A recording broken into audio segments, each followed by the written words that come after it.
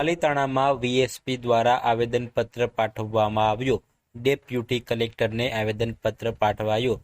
પાલિતાણાના જીવાપુર ગામ નજીક ડુંગરપુર ગામના યુવકને મારવાની ઘટના બની હતી, જેને લઈને પાલિતાણામાં વીએસપી દ્વારા આવેદનપત્ર પાઠવવામાં આવ્યું છે।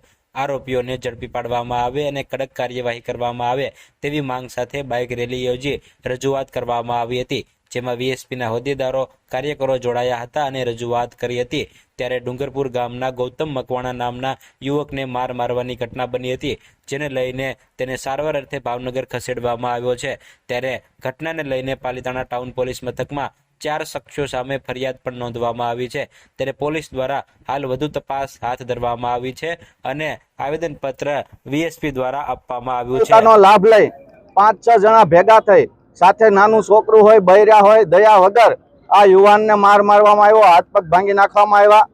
આ વાતની જાણ અમને કાલ રાત્રે થઈ।